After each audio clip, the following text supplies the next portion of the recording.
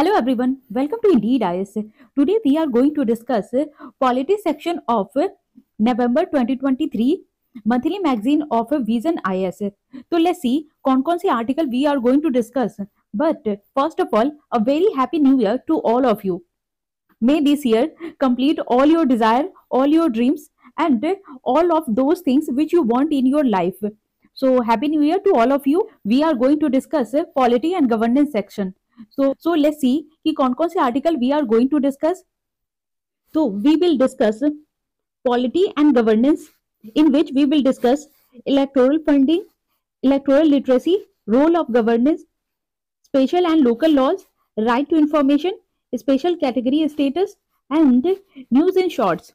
तो इसमें जितने भी न्यूज इन शॉर्ट के आर्टिकल हैं we will discuss. If in case अगर वीडियो लंबी हो जाए then we will left some articles and we will continue in the next video. And I have covered polity section of October vision IAS monthly magazine का. तो if you want तो आप वो भी जाकर के देख सकते हैं कि उसमें मैंने थॉरोली पॉलिटी एंड गवर्नेंस का सारा आर्टिकल्स डिस्कस किया हुआ है. तो you can go and watch. And मैंने जितने भी जो अक्टूबर के पॉलिटी सेक्शन के जो आर्टिकल्स थे तो वो बहुत ज्यादा इंपॉर्टेंट है. And these are important articles है क्योंकि ये अभी इसमें प्रीलिम्स और जो ये 2024 का जो प्रीलिम्स एंड मेंस के लिए तो इम्पोर्टेंट है ही, बट इफ इन केस अगर कोई इंटरव्यू दे रहा है 2023 का तो उसके लिए भी इम्पोर्टेंट है क्योंकि these are hot topics and these can be asked in the interview and prelims and mains examination. And जो मैंने पॉलिटी का जो सेक्शन है अक्टूबर का आप वो भी जाकर के देखिए बिकॉज उसमें भी जितने भी इंपॉर्टेंट आर्टिकल है मैंने उसको भी थॉरोली डिस्कस किया है. तो आप वो भी जाके देखिए एंड मैं उसका लिंक डिस्क्रिप्शन बॉक्स में डाल दूंगी तो आप वहां पे जाकर के देख सकते हैं. So let's start the discussion. More thing which I want to share with you. Whatever I have highlighted in yellow, which is important for the prelims, and whatever I have highlighted in the green color, which is very important for the mains. तो आप ये सारे जो yellow and जो green colour से जो मैंने highlight किया है तो आप उस पर एम्फेसाइज करेंगे. और जो भी ग्रीन कलर है वो मेंस के लिए बहुत ज्यादा इंपॉर्टेंट है. एंड जो येलो है वैसे तो हम सारी चीजों पे बहुत जोर देंगे बट जो येलो का जो मैंने हाईलाइट किया है वो प्रीलिम्स के लिए इंपॉर्टेंट है एंड जो ग्रीन है वो मेंस के लिए इंपॉर्टेंट है. तो जितने भी जो आंसर राइटिंग में हम लोग पॉइंट्स लिखते हैं या फिर डाटा लिखते हैं या कोट लिखते हैं या जजमेंट लिखते हैं तो उन सबको मैंने ग्रीन कलर से हाईलाइट किया है ताकि आप उसको मेंस के पर्सपेक्टिव से आप देखें एंड एनालाइज करें. सो लेट्स स्टार्ट द डिस्कशन. तो ये इलेक्टोरल फंडिंग अभी न्यूज में क्यों है? बिकॉज सुप्रीम कोर्ट ने डायरेक्ट किया है कि इलेक्शन कमीशन को कि वो डाटा जो है सबमिट करे. जितने भी इलेक्टोरल बॉन्ड्स है जो पॉलिटिकल पार्टी के लिए दिया जाता है, जितने भी पॉलिटिकल पार्टीज है जो रिसीव करती हैं, और कब तक का डाटा मांगा है सुप्रीम कोर्ट ने? टिल सितंबर 30, 2023 का. तो इसीलिए ये न्यूज में है.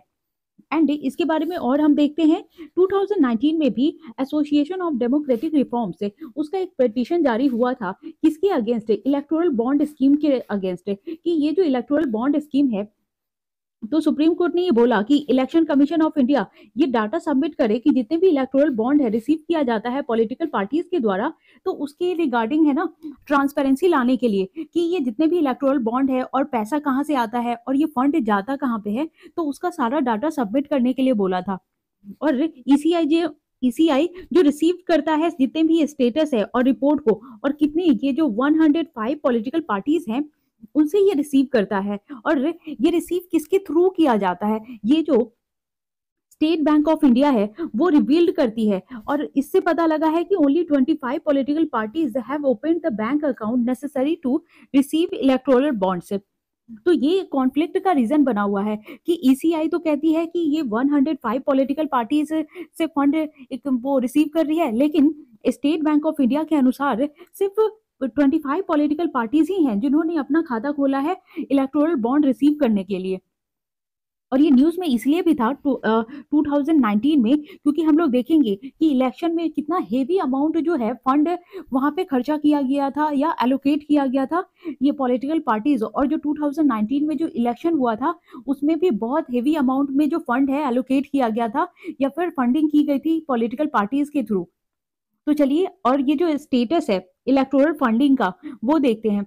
ये जो 69% of total income of political parties है, ये एडीआर के रिपोर्ट से पता लगा है कि 11 ईयर पहले जो फाइनेंशियल ईयर था 2005 5 4 एंड 5 में एंड 14 एंड 15 में, तो वो अननोन है कि वो जितने भी इलेक्शन हुए और पैसा कहाँ से आ रहा है और कहाँ जा रहा है, और जितने भी पॉलिटिकल और इलेक्टोरल फंडिंग होती है वो कौन दे रहा है, तो ये जो सोर्सेज है वो अननोन है। लेकिन बाद में ये जो फाइनेंशियल ईयर 2021 से लेके 2022 में उसका भी जो इनकम आया तो वो भी अननोन है। कितना अननोन है? 66.04% वो अननोन है, एंड 23.74% जो है वो नोन सोर्सेज से पता लगा है कि इतना डोनेशन हुआ है और डिक्लेयर किया गया है ईसीएआई के थ्रू। एंड ये जो अननोन जो सोर्सेस है वो एनुअल ऑडिट रिपोर्ट है, तो उससे पता लगा है कि ये जो डाटा है अननोन है कि कौन पैसा दे रहा है, कहाँ से आ रहा है, उसका कुछ पता नहीं है। तो ये एक कंसर्न का रीजन है कि ये जो इलेक्टोरल फंडिंग आ रही है और इतना ह्यूज एक्सपेंडिचर हो रहा है, तो ये पैसा आ कहाँ से रहा है। तो इसीलिए सुप्रीम कोर्ट ने बोला है कि इसका पता लगाने के लिए, और ये जो ह्यूज एक्सपेंडिचर की बात की जा रही है कि लोकसभा 2019 में जब इलेक्शन हुआ था तो वो मोस्ट एक्सपेंसिव इलेक्शन था अभी तक का जितना भी इलेक्शन हुआ है उसमें, बिकॉज मीडिया की रिपोर्ट के अनुसार वहां पे 55,000 से 60,000 करोड़ का खर्च हुआ था 2019 के इलेक्शन में। और ये एक मेजर चंक है कि इतना पैसा आया कहां से, कौन दे रहा है इतना पैसा, और ये एक डिसरप्ट लेवल प्लेइंग फील्ड है। तभी ये जो मनी जो पावर है, और इससे क्या हो रहा है कि जितने भी इलेक्शन में लोग होते हैं तो क्या वो मनी के बेस पे, अभी जो एक टर्म आया है फ्रीबीज, तो ये जो फ्रीबीज है कि हाँ ये वोट बैंकिंग होती है, पैसा देकर के वोट खरीद लेना, या फिर उनको जैसे अभी तेलंगाना का आया था कि कैसे वहां पे स्कीम चला दिया जा रहा है, फिर लीकर बंटवा दिया जा रहा है, फिर उसके बाद वो चिकन बंटवाया जा रहा है और खाने पीने की चीजें उनको प्रोवाइड की जा रही है। तो ये सारी चीजों में खर्च किया जाता है, और इससे क्या होता है कि जो स्मॉल पॉलिटिकल पार्टीज हैं और जो इंडिपेंडेंट कैंडिडेट हैं जो उतने सफिशिएंट नहीं है पैसा खर्च करने में, तो उनके लिए बहुत दिक्कत वाली बात हो जाती है। और ये इससे क्या हो रहा है कि जो इंक्रीज्ड कैश ट्रांजैक्शन वो भी बढ़ रहा है कि इतना इलेक्टोरल फंडिंग हो रहा है तो कैश ट्रांजैक्शन भी बहुत ज्यादा हो रहा है, और वो डिफिकल्ट हो जाता है वो ट्रेस करना कि ये जो फंड है वो जेन्युइन तरीके से आ रहा है या फिर ये करप्शन का है। और इससे क्या होता है कि ये जो ट्रांसपेरेंसी है वो भी रिड्यूस होता है। तो ये जो रूल के अनुसार जितने भी पॉलिटिकल पार्टीज हैं do not have to disclose all donation below 20,000। तो 20,000 के ऊपर जितने भी जो पैसा आ रहा है या फिर कोई किसी को डोनेट कर रहे हैं तो वो तो पता लगेगा, लेकिन अगर 20,000 से नीचे है तो उसका डिस्क्लोज नहीं कर सकते। तो ये सारा रीजन है। बट हम लोग ये देखते हैं कि ये इम्पैक्ट क्या पड़ता है जब इतना ज्यादा फंडिंग हो रहा है, तो उससे इम्पैक्ट क्या पड़ता है हमारे कंट्री पे।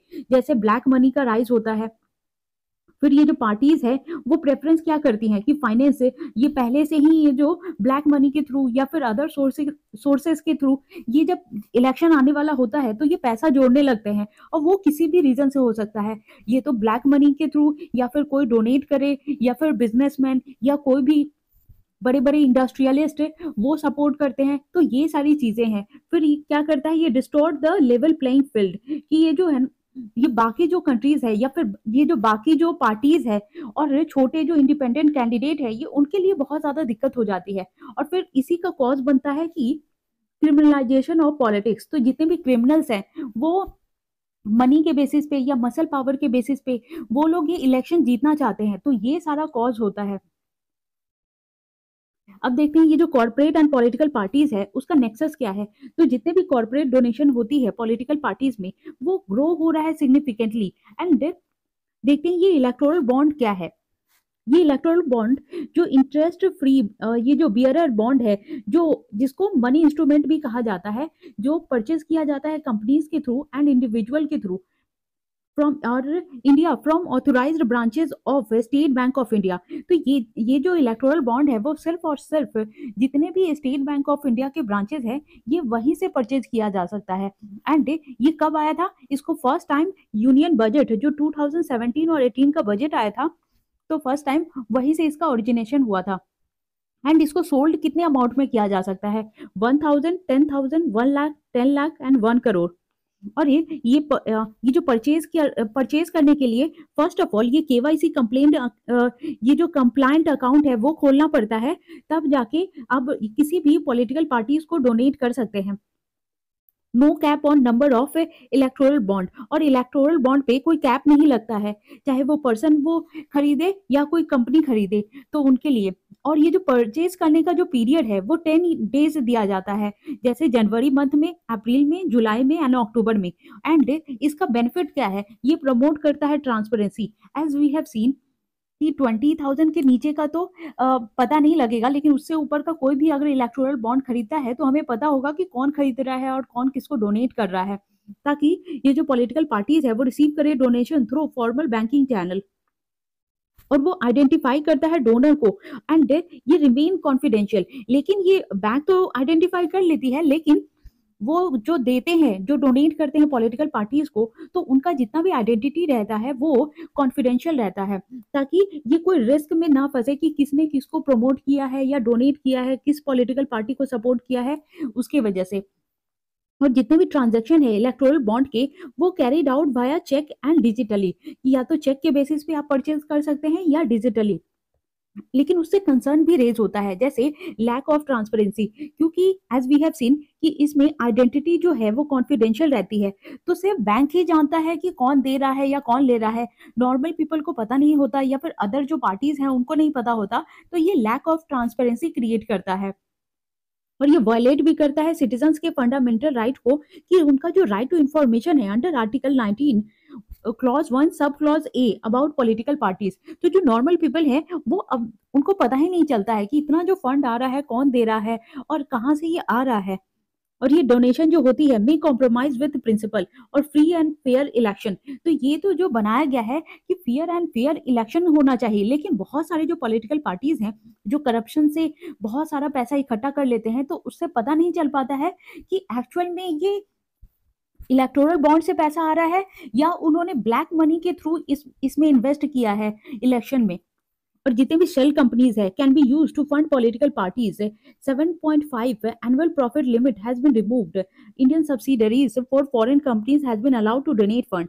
एंड शेल कंपनीज क्या होती है, वो कंपनीज जो अदर कंट्री में खुली होती हैं, जैसे फॉरेन की कंपनीज हैं लेकिन वो इंडिया में है ना, इंडिया के पॉलिटिकल पार्टीज को फंड दे रही हैं, तो वैसे कंपनीज को शेल कंपनीज बोलती हैं। और वो जो फॉरेन कंट्री में कंपनी कौन खोलता है, वो यहीं के कोई मेंबर या इंडस्ट्रियलिस्ट या पॉलिटिकल पार्टी वो अदर कंट्री में ये कंपनी खोल लेते हैं और वहां दूसरे नाम से रजिस्टर कर लेते हैं। तो ऐसा लगता है कि कोई अदर कंट्री का है कोई मेंबर, उसने ये कंपनी खोली है और वो रन कर रहा है, फिर वहां वो कंपनी उस पॉलिटिकल पार्टी को फंड कर रहा है, तो ये शेल कंपनी बोलते हैं। बट एक्चुअल में ये इसी पॉलिटिकल पार्टी का ही वो कंपनी होता है, लेकिन इस कंपनी के थ्रू आता है ये पेमेंट, तो फिर वो लोग करते हैं कि हमें इस कंपनी से पैसा मिला है, बट इन एक्चुअल केस ये इन्हीं का पैसा होता है जिसको वो कंपनी के थ्रू रन करवाते हैं। तो ऐसी कंपनीज को शेल कंपनीज बोलते हैं। And what is way forward, तो वे फॉरवर्ड में देखते हैं कि ये जो स्टेट फंडिंग है इलेक्शन का, वो वेरियस कमिटीज बनाई गई है, और वो कमिटी क्या है, ये इंद्रजीत गुप्ता कमिटी जो एंडोर्स करता है और बोलता है कि ये जो फंडिंग है इलेक्शन का वो इस्टेब्लिश किया जाना चाहिए फेयर प्लेइंग फील्ड में, ताकि ये जो पार्टीज हैं वो कम ही पैसे में ये फेयर मैनर में इलेक्शन करवा सके, ताकि क्या होगा उससे कि ट्रांसपेरेंसी मेंटेन रहेगी, और जितने भी डोनर्स हैं वो अवेलेबल होंगे पब्लिक स्क्रूटनी के लिए अंडर आरटीआई, कि पता लगे कि अगर वो पैसा दे रहे हैं या अदर कंट्रीज से भी आ रहा है तो वो किस सोर्स से आ रहा है। जैसे कि नेपाल हो गया, जर्मनी हो गया, France, USA and Japan to bring transparency in election voting. तो ये सारी जगह पे अगर कोई वोट करता है तो वहां पता रहता है कि किस सोर्स से पैसा आ रहा है। तो वही बात की जा रही है कि जब इंडिया में भी अगर पैसा आता है तो हमें पता चलना चाहिए कि वो किस सोर्स से पैसा आ रहा है। एंड ये proactive disclosure mode of payment of all donation, जितने भी एबव एंड बिलो 20,000 है, जैसे अभी हमने डिस्कस किया कि ये जो बिलो 20,000 है उसका पता ही नहीं चलता है, वो कॉन्फिडेंशियल होता है, लेकिन इसमें बात की जा रही है कि 20,000 से ऊपर एंड नीचे का वो मेंबरशिप का पता होना चाहिए and can be declared by the parties, और पार्टीज के थ्रू भी डिक्लेयर्ड होना चाहिए कि इस शेड्यूल से ये पैसा आ रहा है, और ऑडिट में भी इसको रिपोर्ट किया जाना चाहिए और एनुअली सबमिट किया जाना चाहिए किसको, इनकम टैक्स डिपार्टमेंट को, एंड ये जो इलेक्शन कमीशन ऑफ इंडिया है उसको, तभी जाकर के ये फाइनेंशियल डॉक्यूमेंट जो है उसकी स्क्रूटनी हो पाएगी एंड जितने भी पॉलिटिकल पार्टीज हैं उनको जमा करना चाहिए और कंडक्ट करना चाहिए annually body approved by CAG and ECI to enhance transparency and accountability. कि जब जो ऑडिट में अगर होगा तो वो एनुअल ये बात की जा रही है कि ऑडिट रिपोर्ट होना चाहिए, तो ऑडिट कौन करता है? कैग करता है। एंड ये income tax department and ECI, तो ये बोला जा रहा है कि अगर ये जो रिपोर्ट ईसीआई एंड कैग से होकर के जाएगी तभी जाके ट्रांसपेरेंसी एंड अकाउंटेबिलिटी आ पाएगी। एंड टैक्स एग्जाम्पशन भी होना चाहिए। अगर ये जो इलेक्शन कमीशन ऑफ इंडिया है रिकमेंड करता है कि टैक्स एग्जाम्पशन, तो ताकि अवार्ड मिलेगा जो पॉलिटिकल पार्टीज हैं जो कंटेक्ट और ये जो कंटेस्ट करती हैं इलेक्शन और जो जीतती हैं लोकसभा में या स्टेट असेंबलीज में, तो अगर वो जेन्युइन तरीके से अपना फंड खर्चा कर रही हैं तो उनको ये टैक्स एग्जाम्पशन भी मिलना चाहिए। तो वो एक तरह का अवार्ड होगा कि उन्होंने जेन्युइन तरीके से या फिर जो उनका वैलिड पैसा है वो खर्च किया है। और जो ईसीआई है वो रेकमेंड करता है कि details of all donor who donate above 2000 can be declared in the public domain. कि जितने भी जो 2000 से ऊपर जो पैसा देता है किसी भी पॉलिटिकल पार्टीज को, तो वो पब्लिक के डोमेन में पता लगना चाहिए, तभी जाके ट्रांसपेरेंसी आ पाएगी। और bringing political party under ambit of RTI, तो जितने भी पॉलिटिकल पार्टीज हैं उनको आरटीआई में रखा जाना चाहिए, मतलब राइट टू इंफॉर्मेशन। की जो नेशनल है या रीजनल पॉलिटिकल पार्टीज है वो प्रोवाइड करे सारे information under RTI act to strengthen political parties election and democracy. कि जितने भी इलेक्शन वो कंडक्ट कर रहे हैं चाहे वो रीजनल हो या नेशनल हो, तो उन सब का सारा डिटेल पीपल को और जो आरटीआई के तहत सबको पता लगना चाहिए, तभी क्या होगा, ये फेयर मैनर में इलेक्शन होगा और डेमोक्रेसी भी इन्हांस होगी। तो यही सारा कुछ है। एंड इसी से रिलेटेड ये एक आर्टिकल है इलेक्टोरल लिटरेसी। तो हम वो भी देखते हैं कि ये एक्चुअल में इलेक्टोरल लिटरेसी है क्या। ये एक रिसेंटली ईसीआई जो इलेक्शन कमीशन ऑफ इंडिया है वो एमओयू साइन किया है मिनिस्ट्री ऑफ एजुकेशन के साथ कि कैसे ये इलेक्टोरल लिटरेसी लाना चाहिए क्लासरूम में। कि जितने भी बच्चे हैं उनको कैसे इंटीग्रेट करना चाहिए वोटर एजुकेशन में, कि कैसे वोट होता है उसके बारे में लिटरेसी प्रोवाइड करना चाहिए। और कहाँ से कहाँ तक कि ये जो class 6 to 12 in all schools, तो ये सारे स्कूल में बताया जाए कि ये वोट होता है हर 5th ईयर पे, ये तो रीजनल लेवल पे या नेशनल लेवल पे, और उसका प्रोसीड्योर क्या है, फिर कौन कौन सी पार्टी खड़ी हो रही है या उनका क्या फॉर्मेट है। तो ये सारी चीजें उनको अवेयर करवाना और एजुकेट करवाना। और ये जो इलेक्टोरल लिटरेसी है उसमें क्या इंक्लूड किया गया है, जैसे इंफॉर्मेशन ऑन गवर्नमेंट, तो वो सारा कुछ दिया जाएगा। Principal economic social and political issues that the nation is facing, तो वो सारा कुछ बच्चे को बताया जाए। And value of democracy, equal right of women and men among others. ये इक्वल राइट क्यों बोल रहे हैं, क्योंकि ये वोट बैंक जो होता है हर एक सिंगल वोट का एक वैल्यू है, और वो चाहे मेन दे या वेमेन दे, तो इस वोट बैंक में क्या है कि इक्वालिटी है, तो वो बच्चों को बताना होगा। And foster a sense of responsibility with in state education department for establishing electoral literacy club. तो ये जो एजुकेशन जो है ना एजुकेशन डिपार्टमेंट है, ये सारा कुछ मिलके ऐसा ईसीआई के साथ काम करना चाहिए ताकि ये जो इलेक्टोरल लिटरेसी क्लब है वो हर स्कूल एंड कॉलेज में स्प्रेड हो पाए। Designate one of the rooms in every senior secondary school, जो डेमोक्रेसी, उसको डेमोक्रेसी रूम बोलते हैं उसको। Regular display of voter education material, conduct of continuous electoral and democracy education activities, जैसे campaign चलाना चाहिए, एजुकेट करना चाहिए टाइम टू टाइम, और एनजीओ में घुमाना चाहिए। जितने भी जो प्रेशर ग्रुप्स है उनसे जितने स्कूल वालों को वो दिखाना चाहिए कि इस टाइप के ये सारी एक्टिविटीज भी होती हैं। तो इससे क्या होगा कि ये जो जितने भी स्टूडेंट हैं उनमें क्या होगा कि एजुकेशन से रिलेटेड उनमें अवेयरनेस आएगी कि कैसे पॉलिटिकल पार्टीज कंडक्ट करती हैं अपना इलेक्शन, या ईसीआई का क्या रोल है।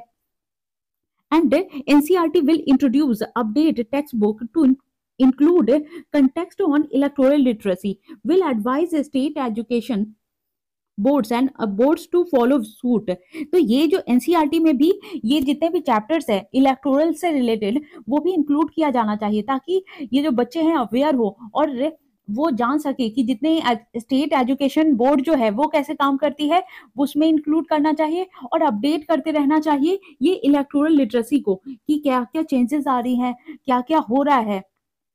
देश में। तो ये सारी चीजें, एंड हम लोग ये देखते हैं कि ये जो इम्पोर्टेंट क्या है इलेक्टोरल लिटरेसी का, कि एजुकेट करेंगे चिल्ड्रन को about election process since childhood and importance of voting, कि उनका वोटिंग का एक एक वैल्यू, एक एक वोट का क्या वैल्यू है, ये सब बताना होगा।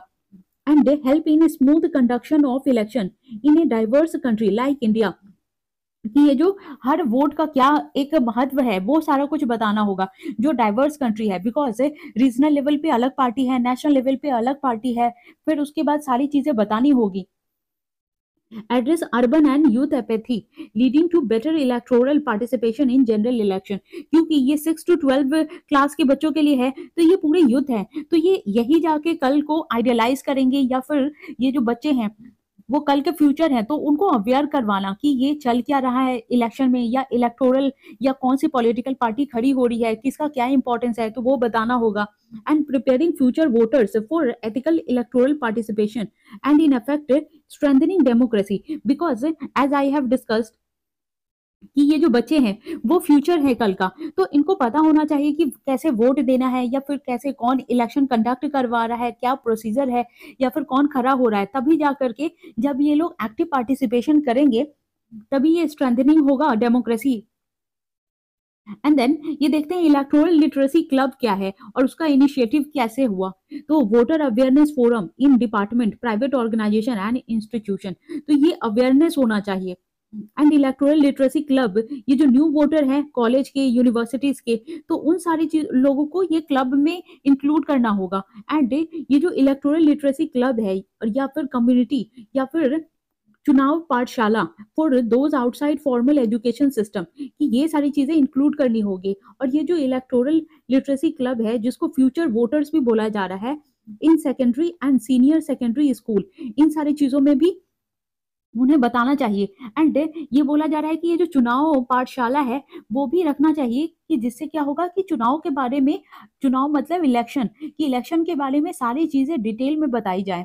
और उसके लिए और उसके लिए इनिशिएटिव भी लिया गया है कि कैसे ये प्रमोट होगा इलेक्टोरल लिटरेसी, जैसे systemic voter education and electoral participation, तो ये स्वीप बोला जा रहा है। एंड ये जो प्रोग्राम चलाया गया है, तो ये प्रोग्राम किसके द्वारा चला गया है, तो ये प्रोग्राम है ईसीआई का, फॉर वोटर एजुकेशन और spreading voter awareness and promoting voter literacy in India.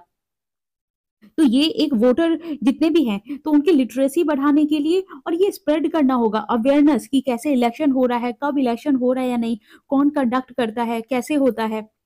And ये जो इलेक्टोरल लिटरेसी क्लब है वो सेटअप किया गया है इंस्टीट्यूट कैंपसेस में अक्रॉस कंट्री, और ECI under SVEEP campaign.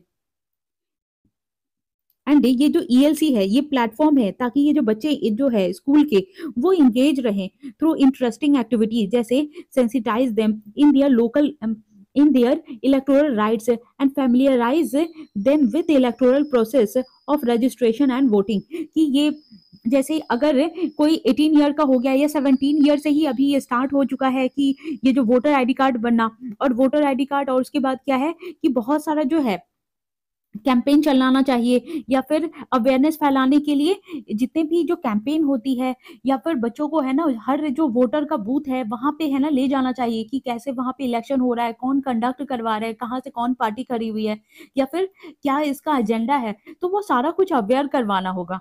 And then देखते हैं वे फॉरवर्ड क्या है। तो उसके लिए क्या करना होगा, सबसे पहले टीचर की ट्रेनिंग करनी होगी, कि टीचर जब ट्रेन होगा तभी जाके ये इम्पार्शियल इलेक्टोरल लिटरेसी दे पाएगा बच्चे को।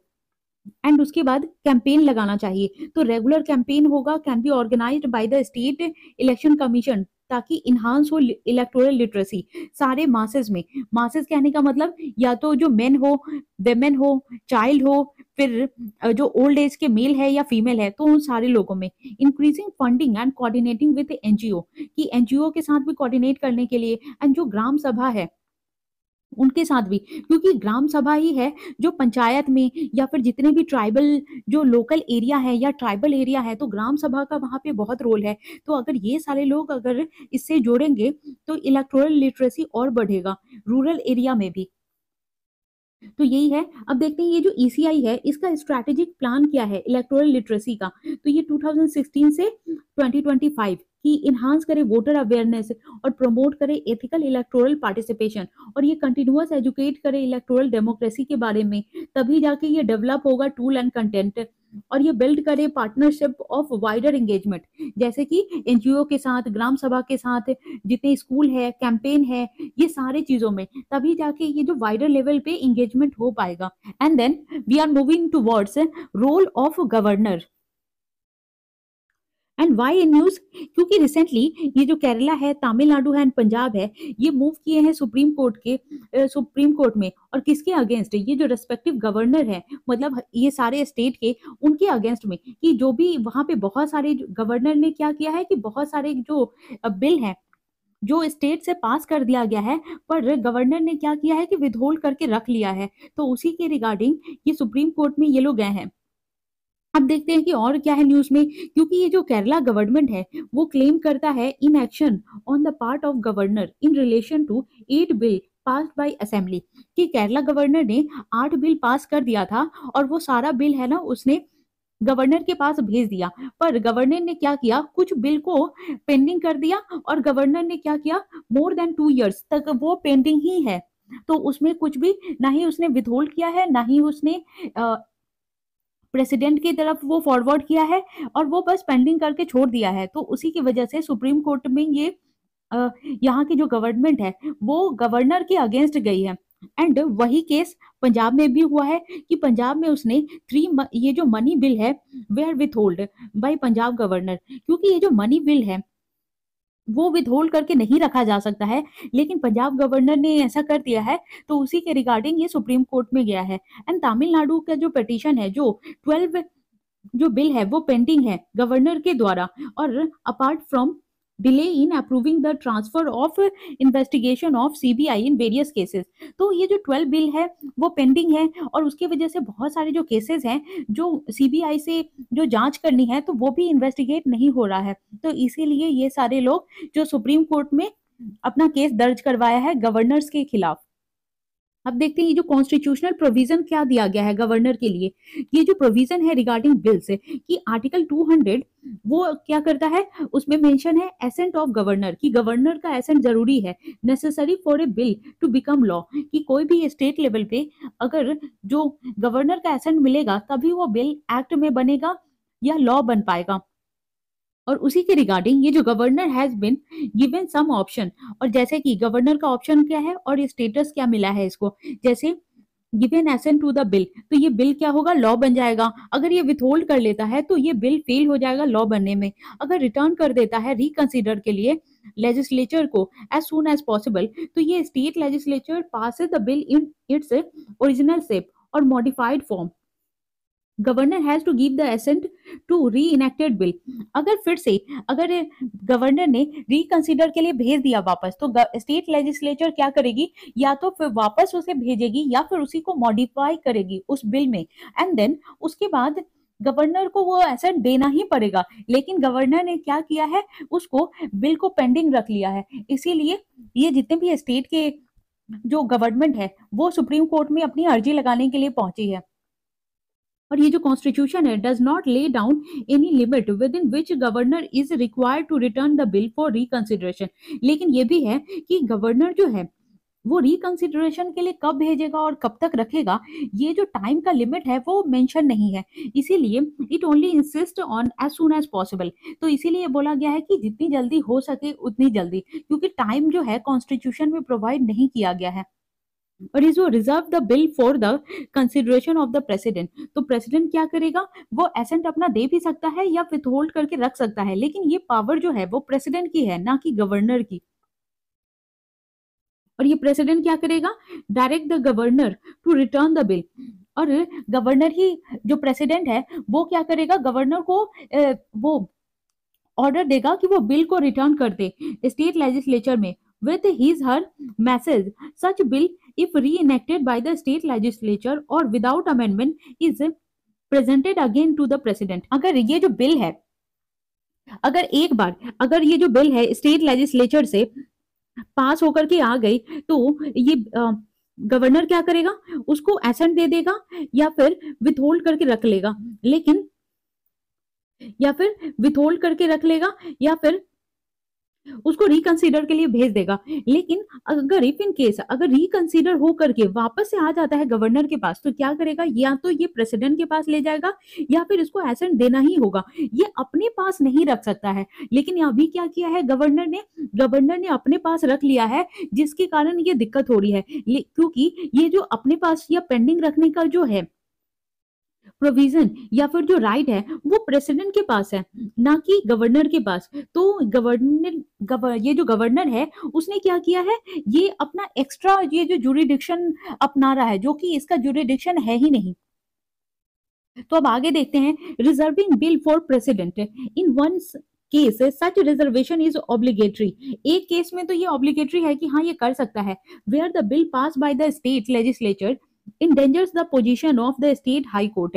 अगर एक बार ये जो बिल पास हो गया तो उसमें हाई कोर्ट भी कुछ नहीं कर सकता है। इन एडिशन ये governor can also reserve the bill if it is of the following nature. अगर ये सारी चीजें, अगर कोई बिल पास होता है, अगर इतनी सारी चीजों को फुलफिल कर रहा है, तो फिर जाके गवर्नर क्या है वो रिजर्व करके रख सकता है। जैसे ये अल्ट्रा वायर्स हो और that is against the provision of the constitution, कि अगर कोई बिल जो कॉन्स्टिट्यूशन के खिलाफ जा रहा है तो उसको अल्ट्रा वायर्स बोलते हैं, एंड उस केस में गवर्नर क्या है वो रिजर्व करके रख सकता है। और वैसा ही केस जो directive principle of state policy है, अगर वो बिल इसको अपोज करता हो, फिर गवर्नर रिजर्व कर लेगा, एंड देन ये against larger interest of the country तब ऑफ ग्रेव नेशनल इंपॉर्टेंस, अगर ये जो नेशनल इंपॉर्टेंस को हानि पहुंचा रहा है, या फिर dealing with compulsory acquisition of property, तो ये सारी चीजों से रिलेटेड होगा, तब जाके गवर्नर क्या करेगा, उस बिल को रिजर्व करके रख सकता है। And then we will discuss about a discretionary power. और ये डिस्क्रिशनरी पावर क्या है, आर्टिकल 163 में उसकी कॉन्स्टिट्यूशन में ये मेंशन है कि ये जो गवर्नर है वो क्या करेगा, वो बाउंड है ये एड एंड एडवाइस लेने का काउंसिल ऑफ मिनिस्टर के द्वारा, कि ये काउंसिल ऑफ मिनिस्टर का जो है वो एडवाइस लेगा ही लेगा, और ये बाउंड है और ये मेंशन है कॉन्स्टिट्यूशन में। तो इफ एनी क्वेश्चन अराइज कि गवर्नर है वो रिक्वायर्ड करता है और एक्ट करेगा ये हिज हर डिस्क्रिशन, तो ये जो डिसीजन है गवर्नर का वो ये जो फाइनल हो जाएगा कि, लेकिन ये क्या है, इसका जो डिस्क्रिशनरी पावर अगर यूज करता है देन, लेकिन ये जो काउंसिल ऑफ मिनिस्टर का एड एंड एडवाइस लेना, उससे ये बाउंडेड है कि लेना ही पड़ेगा।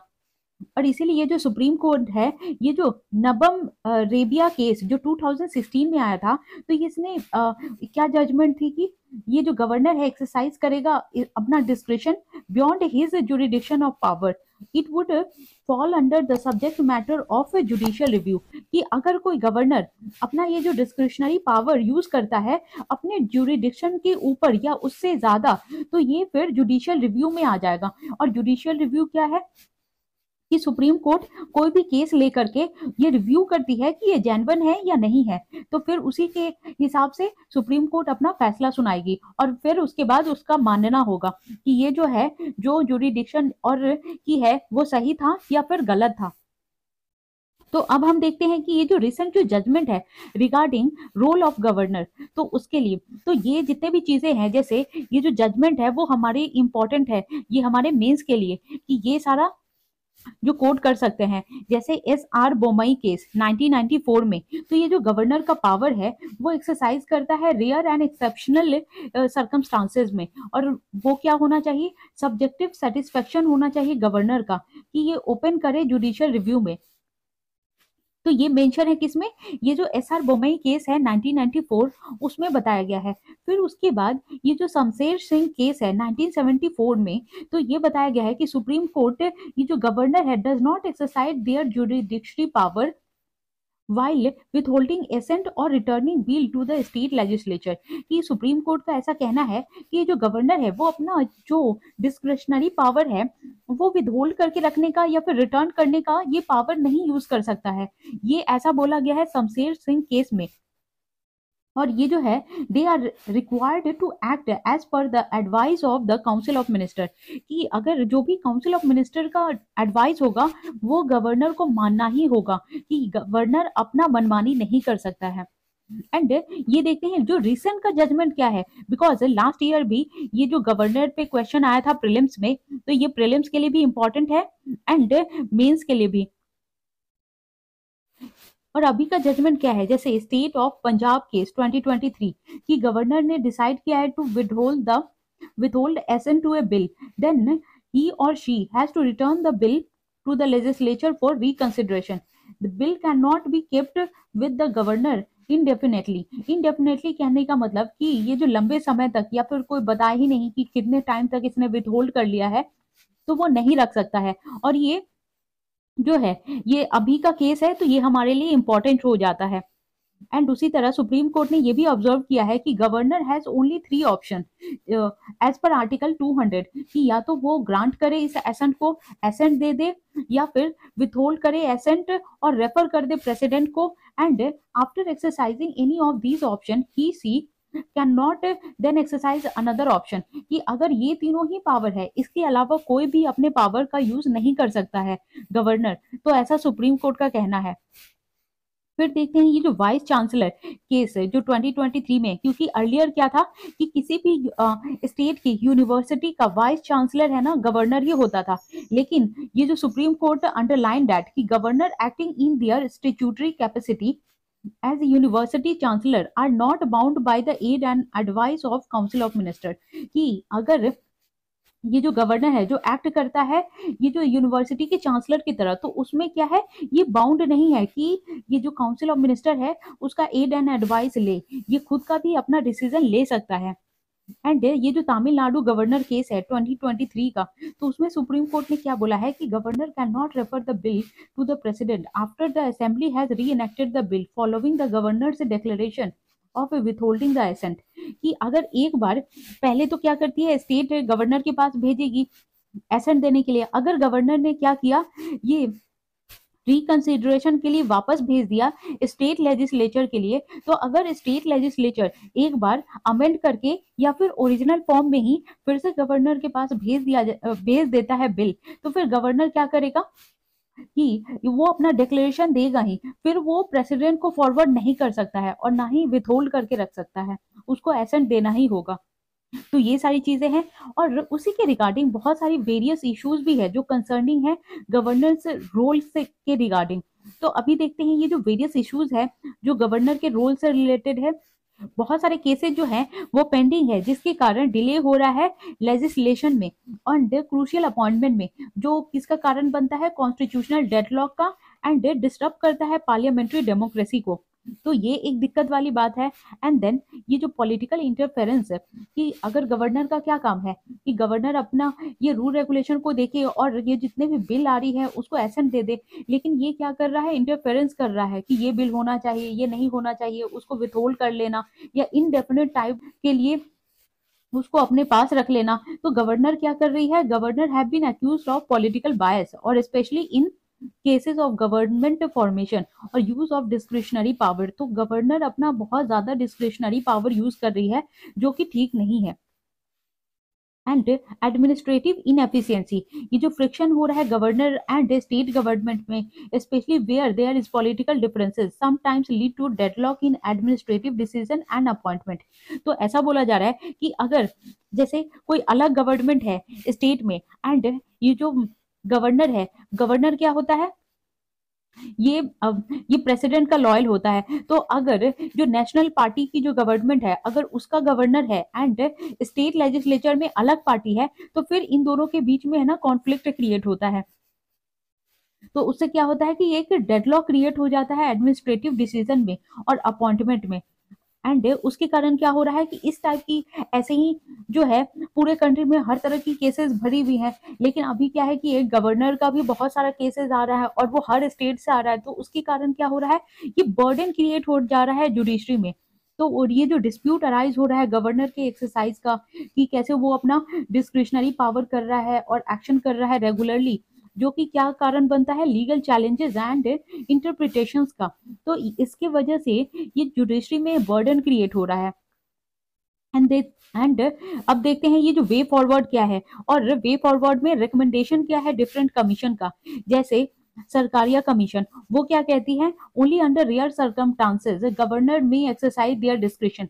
वो कहता है कि गवर्नर का कोई पावर ही नहीं है, अगर कोई रेयर सर्कमस्टांसेस हो गई तब जाके ये अपना डिस्क्रिशनरी पावर यूज कर सकता है। अदरवाइज इसका जो प्रोविजन है बिल देने का और contravene the provision of the constitution, कि देखने का कि कोई कॉन्स्टिट्यूशन में कोई कॉन्ट्रावीन तो नहीं हो रहा है, और बिल पास करने का, तो ये वही काम करे। Therefore should be reserve for the consideration of president, कि या तो ये बिल दे दे या फिर रिजर्व कर ले ये प्रेसिडेंट के कंसिडरेशन के लिए, और ज्यादा इंटरवीन ना करे। In such exceptional cases, governor must discharge his function under Article 200 as per the advice of minister. तो as we have discussed already कि under 200 article गवर्नर क्या है, बाउंड है कि ये जो काउंसिल ऑफ मिनिस्टर है उनका एडवाइस लेगा ही, और governor appointee should be detached outsider and person of eminence in some walk of life, कि ये बोल रहे हैं कि जो गवर्नर है वो अलग पार्टी का होना चाहिए और अलग होना चाहिए, ताकि वो किसी के साथ बायस ना दिखा सके और ये किसी के साथ लॉयल ना हो, वो सबके लिए गवर्नर है ना वो समान हो, और किसी के साथ है ना वो पार्शियलिटी ना करे। Governor should not act as an agent of president, और ये उसको अपना काम करना चाहिए, ना कि वो एजेंट की तरह करे जो प्रेसिडेंट के एजेंट की तरह। And should not be removed from office merely on the ground of new government at the centre. और बहुत बार ऐसा होता है कि अगर सेंटर से जो नेशनल पार्टी है या फिर जो जो अगर मेन पार्टी है, अगर वो चेंज होती है तो उसी हिसाब से गवर्नर भी चेंज हो जाते हैं। तो ऐसा नहीं होना चाहिए कि गवर्नर है ना ये जो डिफरेंस रखना चाहिए, और वो किसी भी पार्टी से ना हो, वो आउटसाइडर हो, ऐसा बोलना है ये सरकारिया कमीशन का।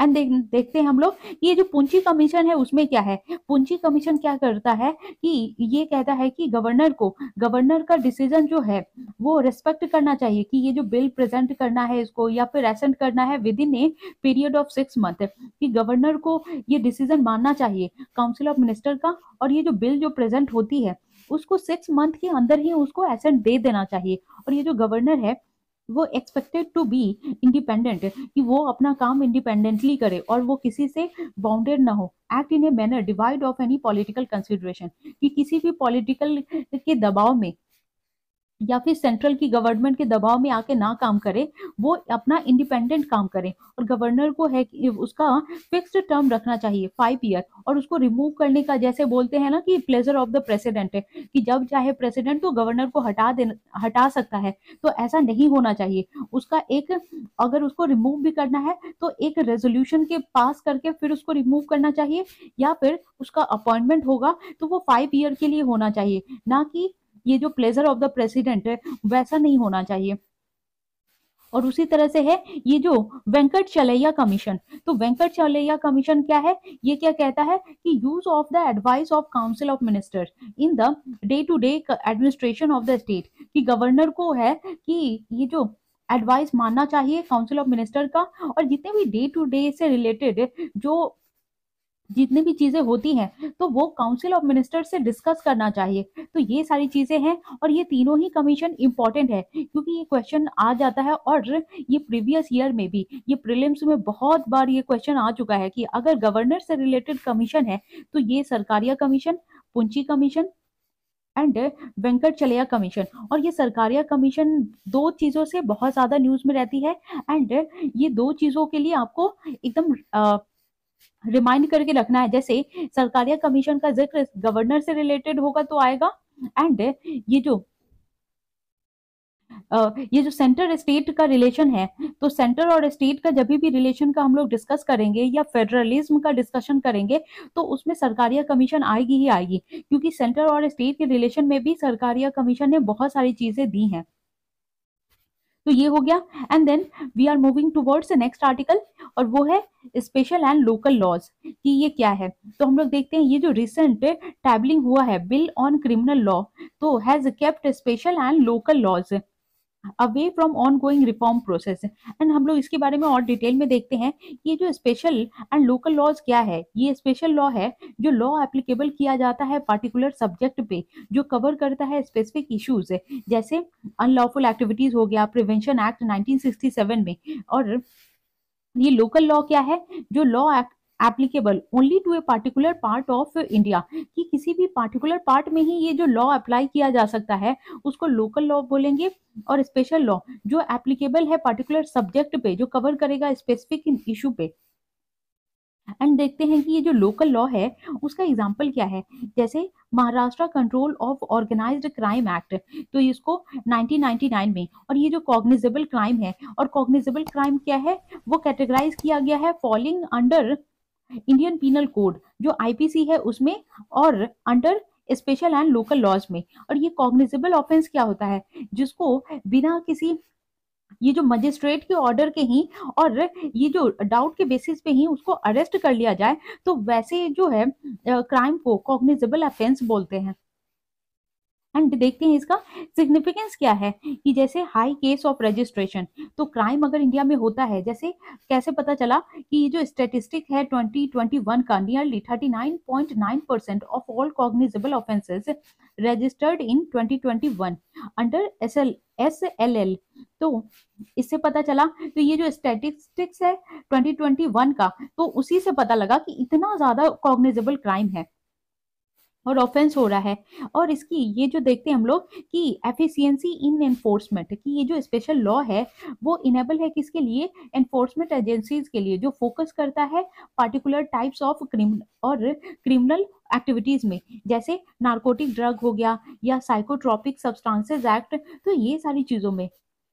एंड हम लोग देखते हैं ये जो प्रोटेक्शन ऑफ वल्नरेबल ग्रुप्स है, कि ये जो वल्नरेबल ग्रुप्स है उनका प्रोटेक्शन कैसे किया जाता है, कि जैसे स्पेशल लॉज लाया जाता है और इनेक्ट किया जाता है ताकि ये जो प्रोटेक्ट रहे जितने भी वल्नरेबल ग्रुप्स है, जैसे कि चिल्ड्रन हो गए, वेमेन हो गए, मार्जिनलाइज कम्युनिटीज हो गई, जैसे ट्राइबल हो गई, या फिर पीवीटीजी, तो ये सारी चीजें। और उसके लिए क्या है, लॉ लाया गया है prevention of children from sexual offence act, जिसको पॉस्को भी बोलते हैं, और ये कब लाया गया है, 2012 में। एंड टेक्नोलॉजिकल एडवांसमेंट, तो उसके लिए क्या किया गया है, ये जो स्पेशल लॉ है वो एड्रेस करता है कि क्राइम कब अराइज हो रहा है और टेक्नोलॉजिकल एडवांसमेंट क्या हो रहा है, जैसे कि साइबर क्राइम हो गया या इंफॉर्मेशन टेक्नोलॉजी एक्ट, तो ये सारी चीजें लाई गई हैं। तो उससे क्या पता लगता है कि ये जो क्राइम जो हो रहा है वो कैसे हो रहा है, वो रीजन क्या है, या किस किस चीज के थ्रू हो रहा है। तो ये काम पता लगाने का काम कौन करता है, इंफॉर्मेशन टेक्नोलॉजी एक्ट जो 2000 में लाया गया है। एंड हम लोग देखते हैं ये जो अदर इम्पोर्टेंट क्रिमिनल लॉज है, जैसे इंडियन पीनल कोड, तो इंडियन पीनल कोड कब आया है, 1860 में। एंड फर्स्ट ऑफ ऑल मैं ये बता दूं कि मैंने इसको जितने भी द हिंदू और जो प्रीलिम बूस्टर सीरीज है उसमें डिटेल में मैंने डिस्कस किया है, क्योंकि ये जो आर्टिकल है इंडियन पीनल कोड हो गया या फिर क्रिमिनल प्रोसीड्योर हो गया, फिर एविडेंस एक्ट, तो इसको चेंज करने की बात की जा रही है, और इसमें बहुत सारी चीजें चेंज हुई हैं, रूल रेगुलेशन चेंज हुई है, और इसका नाम भी चेंज होने जा रहा है। तो इसीलिए ये न्यूज में है, और अभी हम लोग शॉर्ट्स का इसका एक न्यूज है उसमें हम देखेंगे भी कि क्या इसका नया नाम रखा गया है। तो इंडियन पीनल कोड जो है 1860, तो वो क्या करता है, डिफाइन करता है वेरियस क्रिमिनल ऑफेंसेस, जैसे प्रिस्क्राइब करता है पेनाल्टीज फॉर दोज ऑफेंसेस जो स्टैब्लिश किया गया है प्रोसीड्योर फॉर दियर प्रोसिक्यूशन, कि कैसे अगर कोई क्राइम होता है, ऑफेंस होता है, तो उसको प्रोसिक्यूट कैसे किया जाएगा। And code of criminal procedure, तो उसमें क्या बताया गया है कि कैसे कॉम्प्रिहेंसिव लीगल कोड है और उसको आउटलाइन किया जाएगा और कैसे प्रोसीड्योर किया जाएगा, और उसको रूल को कैसे किस रूल के तहत उसको इन्वेस्टिगेट किया जाएगा, एंड कैसे trial of criminal offences in India, कि अगर कोई क्रिमिनल पकड़ा जाता है तो वो कैसे उस पर ट्रायल होगा, कैसे कार्रवाई की जाएगी, तो ये सारी चीजें बताई जाती हैं इसमें कोड ऑफ क्रिमिनल प्रोसीड्योर में। एंड ये जो इंडियन एविडेंस एक्ट है, तो वो क्या करता है, ये फ्रेमवर्क प्रोवाइड करता है कि कैसे ये एडमिशन एंड एक्सक्लूजन हो एविडेंस और इंडियन कोर्ट में, कि ये एविडेंस कैसे आएगा और इसका एडमिशन या फिर एक्सक्लूजन कैसे होगा, तो ये सारी चीजें। एंड हम लोग देखते हैं कि इसका रिफॉर्म्स क्या है, कि और इसका जरूरत क्या पड़ गया, जैसे अनक्लियर डेफिनेशन, इसमें पता ही नहीं है कि ये लोकल लॉ या फिर ये जो स्पेसिफिक लॉ है, तो ये इतना वेग है कि इसमें डेफिनेशन नहीं प्रोवाइड की गई है कि कौन से ऑफेंसेस है और इसका टर्म्स कैसा होना चाहिए। जैसे ये टेररिस्ट एक्ट हो गया, तो और टेररिस्ट एक्ट में क्या चीजें लाएंगी और किसको टेररिस्ट बोलेंगे, तो वो सारा चीज डिफाइन नहीं है। और अनलॉफुल एक्टिविटी, तो और एक तो ये unlawful activity and organized crime. तो इसके बारे में डिटेल में नहीं बताया गया है कि कैसा ऑर्गेनाइज्ड क्राइम होना होगा जिसके तहत ये जो सजा मिलनी चाहिए और क्या सजा मिलेगी, तो वो डिफाइन नहीं है। एंड ये जो ऑर्गेनाइज्ड क्राइम सिंडिकेट हो गया एंड एमसीओ सीए और अनलॉफुल एक्टिविटीज प्रिवेंशन एक्ट, कि ऐसा क्या क्राइम वो लोग करेंगे जिससे ये जो है ना अनलॉफुल एक्टिविटीज या यूएपीए जो है वो लगेगा, तो वो अभी अनक्लियर है और इसको क्लियर करने की बहुत जरूरत है।